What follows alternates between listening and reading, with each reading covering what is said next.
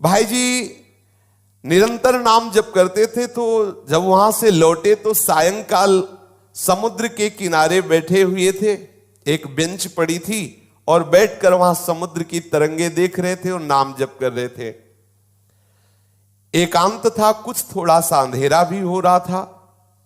Bench पर बैठे नाम चिंतन करते हुए समुद्र की तरफ देख रहे थे, तो अचानक देखा कि बेंच के समीप एक पारसी सज्जन खड़े हुए हैं।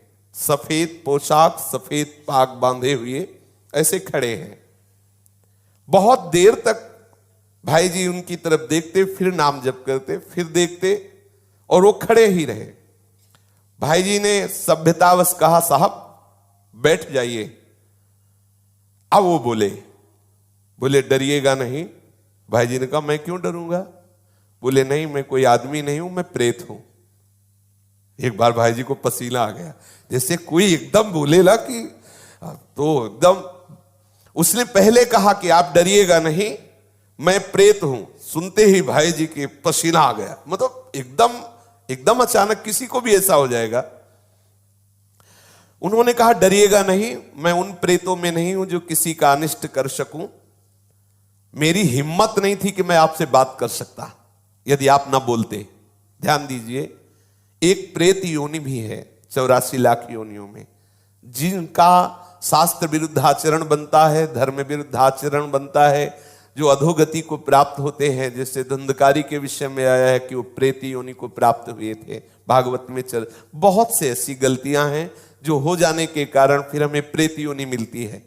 बड़ी भयानक कष्टप्रद स्थिति होती है। उसमें बड़े अच्छे भी प्रेत होते हैं, बहुत बुरे भी, बहुत ही भयंकर कोटि के भी होते हैं। और ये स्वयं सृष्टि में कुछ खा पी नहीं सकते। नदियां बह रही लेकिन प्यासे तड़पेंगे, एक बूंद पानी नहीं पी सकते।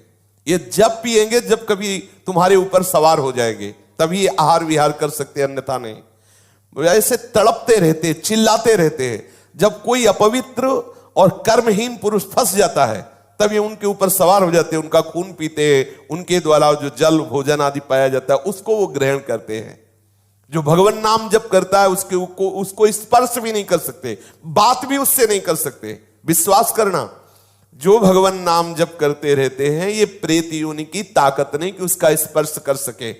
अपना कल्याण करने के लिए बड़े संतों के जीवन में आते हैं।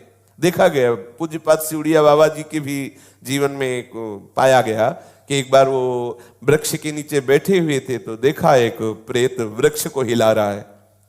बाबा की दृष्टि गई, उन्होंने सब साधकों से कहा, सावधान, यहां प्रेत आ चुका है। अब तो सब घबरा गए बात सुनते ही। बाबा ने कहा, पर चिंता मत करो, वो सामने नहीं आएगा, किसी को छुएगा नहीं। पर वो बड़ा उपद्रव करने लगा, कभी कुटिया में जाकर के पर्दा हिलाना, वैसे कई तरह के। बाबा ने कहा, चलो फिर यहां से आसन हटा देते हैं, ये करेगा तो कुछ नहीं पर उपद्रव करता रहेगा। और तो ऐसा कई संतों के जीवन में ऐसी घटनाएं आती हैं, पर वो आपको डिस्टर्ब करने की चेष्टा करेंगे, आपको छू नहीं सकते। तो भाई जी से कहा कि मेरी हिम्मत नहीं थी कि मैं आपसे बोल सकूं, आप बोले तब मेरी हिम्मत हुई, मैं आपसे बात किया। मैं आपसे सहायता मांगने आया हूं, मेरा उद्धार कर दो। भाई जी थोड़ा हिम्मत किए। जब वो बोला, आपसे सहायता करने आया, आपका मैं अनिष्ट नहीं करूंगा, मुझ में ऐसी ताकत नहीं है कि मैं यहां किसी से भी बोल सकूं। जब तक कोई मुझे बुलाएगा नहीं तब तक मैं बोलूंगा नहीं। देखो ये सूक्ष्मता की बात। जैसे कोई खड़ा है, कौन हो, सुनो हमसे बात करो, अब वो बात करेगा। अगर आप ऐसा ना बोले तो इसीलिए बोलने की जरूरत क्या है। जैसे आप गंगा किनारे भ्रमण कर रहे हैं या कहीं कोई ऐसा दृश्य दिखाई देता, नेत्र नीचे कीजिए, चले जाइए। आपको अगर शंका है कोई खड़ा है क्या, क्यों शंका करो, चलो चुपचाप आगे बोलो, कौन है, सुनो बात करो हमसे, तो फिर बात कर लेगा तुमसे। वो कह रहे हैं, वो प्रेत बोला, हम लोगों के लिए आदेश, पूरी सृष्टि में मैं किसी को अपनी तरफ से नहीं छेड़ सकता जब तक कोई हमें न छेड़े। अच्छा, जैसे उनकी वृत्ति मलिन होती है, तो जब तक आप अपवित्र नहीं हो, जैसे जूठे मुंह हैं, ऐसे ही सब अपवित्र हैं, गंदे आचरणों का चिंतन कर रहे हैं और उनको प्रवेश होने की गुंजाइश है, कोई न कोई ऐसी घटना करेंगे जिससे आप उनसे आकर्षित हो, वस्त्र के द्वारा या किसी आसन के द्वारा। मान लो उनका ऐसा अपवित्र आसन है, अपवित्र वस्त्र है, जिससे किसी भी तरह उनका संयोग होने का है चांस, वो आप में प्रवेश कर जाएंगे। यदि आप नाम जापक हैं, पवित्र रहते हैं, तो कहीं भी भ्रमण करके देखा है गंगा जी की परिक्रमा जब की, तो कहीं भी कोई भी ऐसी घातक क्रिया नहीं। और जबकि जगह जगह स्मशान मिलते हैं, दोपहर में भी रात्रि में भी रुके, कभी ऐसा नहीं, कभी भगवान नाम जापक ऐसा डरे ना, पर अपनी तरफ से किसी से बोलने के लिए नहीं। कोई वस्तु पड़ी हो, कोई पद, ये सब नहीं छूना चाहिए। तुम्हें लगता है कि ये वस्त्र है, ये अटैची है, ये किसी की पर्स है, पता नहीं किस लक्षणों से युक्त है, तुम्हारी हानि कर दे, ऐसा कोई पड़ी हुई वस्तु न छुए, किसी से बोले ना, अपनी तरफ से किसी से वार्ता न करे। ये अगर ऐसे सावधान रहे तो है, प्रकृति में है 84 लाख योनियों में एक योनि, पर कभी ऐसे सहसा किसी को वो आक्रमण करके नष्ट नहीं करते, कोई घबराए नहीं, ऐसा तुमसे बढ़कर वो नहीं है, सबसे बड़े प्रेत तुम हो। यदि आप अपने में रहो तो लाखों प्रेत आपके अधीन हो जाए। आप समझो, जहां यमपुरी की चर्चा आती है तो उन्हें प्रेत राज कहते हैं, यमराज जी को, और समस्त जीवों को प्रेत कहते हैं। भूत सर्वभूत हिते रता, सब भूत ही तो है।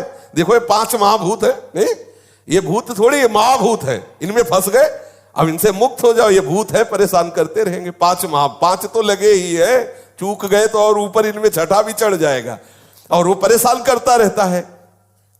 इसलिए मैं प्रतीक्षा कर रहा था कि आप बोले तो मेरी हिम्मत पड़े। भाई जी महाराज प्रेत से बोले, तुम क्या चाहते हो? बोले, मेरे पास बहुत सी शक्तियां हैं, मैं कोई साधारण प्रेत नहीं हूं, मुझे गीता याद है पूरी। वैसे तो कहते गीता के श्लोक बोलो तो प्रेत भग जाएगा, वो कह रहा मुझे गीता याद है पूरी गीता याद है मुझे। प्रेत लोक में बहुत दुर्गति हो रही, मैं बहुत घबरा गया हूं, वहां बहुत दंड मिलता है। देखो एक बात ध्यान रखनी कि यदि आप भगवत मार्ग में चल रहे हैं, मनमानी गंदे आचरण करेंगे शास्त्र विरुद्ध, तो भगवान सब देख रहे हैं, डरो, इस बात से डरो, कहीं तुम्हारी दुर्गति ना हो। देखो बोला मैं, मुझे गीता याद, कंठस्थ 18 अध्याय। तो उन्होंने कहा कि आप तो पारसी हैं, आपका कैसे कल्याण होगा? आप किस पर श्रद्धा करते हैं जो मैं वो क्रिया करूं आपका कल्याण हो जाए? तो उनका आप भगवान नाम कीर्तन करवा दीजिए और गया जी में श्राद्ध करवा दीजिए, मेरा कल्याण हो जाएगा। भाई जी महाराज उनसे बहुत से प्रेत लोक की जानकारियां ली, जीवन में कौन कैसे आचरण करता है, फिर मरता है तो कहां किस प्रेत योनि को प्राप्त होता है, उसने बहुत से परिचय बताए, बहुत से उन व्यक्तियों के नाम बताए जो भाई जी के परिचय के थे, मरे वो भूत बने, उनके भी बताए कि वो वहां अमुक अमुक गति को प्राप्त है। और बताया कि कुछ ऐसे भयंकर प्रेत होते हैं जिनको मतलब बस में करना बहुत कठिन होता है, अत्याचारी लोग जो भयंकर प्रकृति वाले, वो जब मरते हैं तो बहुत। अब जैसे कोई सतोगुणी है, थोड़ा साधन भजन शास्त्र स्वाध्याय करता है, लेकिन कोई भयंकर अपराध बन गया, गलती बन गई, तो ऐसी दुर्गति हो जाती है। जैसे विजय कृष्ण गोस्वामी जी के चरित्र में आता है कि वो परिक्रमा दे रहे थे, तो देखा वृंदावन में कुछ भक्तजन भंडारा कर रहे थे, तो उनको बुलाया विजय कृष्ण जी को कि आइए आप भी प्रसाद ले लीजिए। भक्तों का समुदाय है, 3 बजे सुबह परिक्रमा कर रहे थे, तो उन्होंने प्रसाद लिया, अपनी कुटिया में रख दिया। दिनचर्या करके जब उधर देखा तो उसमें सब गंदे पदार्थ, अभक्ष्य पदार्थ। तो उनका ऐसा कैसे हो सकता है कि भक्त लोग इतने सब निकृष्ट पदार्थ, और सब मल की तरह दुर्गंध आए। दूसरे दिन फिर परिक्रमा की तो फिर वो समुदाय दिखाई दिया। तो उन्होंने कहा कि आप लोग कौन हो, ऐसे अभक्ष्य पदार्थ, ऐसे गंदे पदार्थ? तो बोले हम सब प्रेत हैं। यही वृंदावन की बात। बोले आप कैसे प्रेत बन गए? तब उन्होंने अपनी अपनी घटनाएं बताई। जैसे एक बताया कि श्री ठाकुर जी के लिए जो अमनिया आता है उसको हम बिना ठाकुर जी को अर्पित किए अपने प्रयोग में ले लिए, इसलिए हमारी गति बिगड़ गई। ध्यान देना है, जैसे जो भी वस्तु मान लो मंदिर आदि में है जो प्रभु के लिए आती है, सबसे पहले प्रभु को अर्पित हो। यदि आप वस्तु आई और अपने घर ले गए, अपने प्रयोग में किए, वो अपराध है। जिनके ले आई उनको अर्पित करो, आप प्रसाद भोक्ता बनो, अमनिया नहीं। कोई भी पदार्थ वैष्णव को अमनिया सेवन नहीं करना चाहिए। ऐसा नंदगांव के एक पुजारी की भी बात है। कई ऐसे दृश्य आते, इसलिए बहुत सावधान। जैसे एक प्रसंग हमने संतों से सुना कि किसी संत को संत सेवा के लिए कुछ अर्थ मिला और उनके भाई आए, उन्होंने कहा कि घर में बहुत समस्या है, अगर अर्थ मिल जाता तो हम कुछ दिनों बाद वापस कर देते। तो लाखों की उसमें संख्या में उन्होंने अर्थ अपने घर वालों को दिया। अच्छा, घर वाले इसलिए वापस नहीं किए कि बड़े भैया ही तो हैं, तो जब वो पधारे तब वो अधोगति को प्राप्त हो गए। ये ध्यान देने की आपको गौशाला के गौ सेवा के लिए, संत सेवा के लिए, जिसके लिए जो वस्तु दी जाती है ठीक वही लगनी चाहिए। उसे आप अपना मान करके प्रयोग करेंगे तो आपकी गति बिगड़ जाएगी। जैसे आपने 500 संतों के भंडारे के लिए पैसा लिया, तो आप सेवक रूप से खूब मेहनत करो, संतों की जूठन पालो और जितना रुपया है पूरा संत सेवा में लगा दो, तो आपको भगवत प्राप्ति का मार्ग प्रशस्त हो जाएगा। लेकिन आपने क्या किया कि 100 का लगा दिया, 400 का, यह अपराध बन रहा है। ये आपकी बुद्धि को मलिन करके और ऐसे आचरण करवा देगा जिससे आपकी गति बिगड़ जाए। देखो, यहां मनमानी आचरण कर ले, लेकिन निर्णायक बैठा हुआ है, आपकी एक एक चेष्टा को देख रहा है। इसलिए देखो, आप डरो इस बात से। 18 अध्याय गीता के याद में प्रेत बना हुआ टहल रहा है और भाई जी से प्रार्थना कर रहा है कि बहुत दुर्गति होती है, बहुत मार पड़ती है, न पानी पी सकते हो, न खा सकते हो, कितना हमें क्लेश दिया जाता है। वो अपनी सब बातें बताने लगा। उन्होंने बताया कि 6 महीने पहले जिनकी मृत्यु हुई थी वो भी प्रेत बने, और भाई जी को परिचय बताने लगे कि आप विश्वास करो, मैं सबको जानता हूं जो जो बनकर के प्रेत लोक में गए हैं। एक हरिराम के ब्राह्मण थे, उनसे भाई जी ने कहा कि मैं गया तो नहीं जाऊंगा, आप जाकर के उनका श्राद्ध कराएं और नाम कीर्तन का अनुष्ठान हम करते हैं। गया में उस प्रेत के लिए पिंडदान कराया और खूब नाम कीर्तन किया। जब पिंडदान और नाम कीर्तन उनके लिए पूरा हुआ तो चौपाटी में ही बैठे हुए तो फिर वो प्रेत आ गया और उसने बहुत अश्रु प्रवाह करते हुए कृतज्ञता से कहा, अब मेरा काम हो गया, मुझे प्रेत लोक से उद्धार किया जा रहा है, मैं आपकी बार बार कृपा मनाऊंगा कि आपने मेरे को दुर्गति से बचा लिया।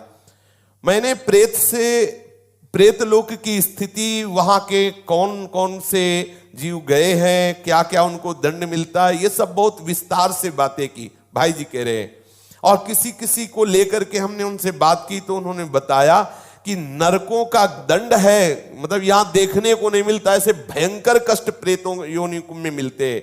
कोई नरक को झूठा न माने, परम सत्य है, ये सब मैं भोग रहा हूं। उस प्रेत ने बताया ये नरक सत्य है, एक एक सत्य है, पाप करने वालों को बहुत दुर्गति होती है, इसलिए मैं सबसे प्रार्थना करता हूं कि कोई कर्म बिगड़े ना। भाई जी ने कहा, मैं सबसे प्रार्थना करता हूं कि कोई कर्म बिगड़े ना, सावधान।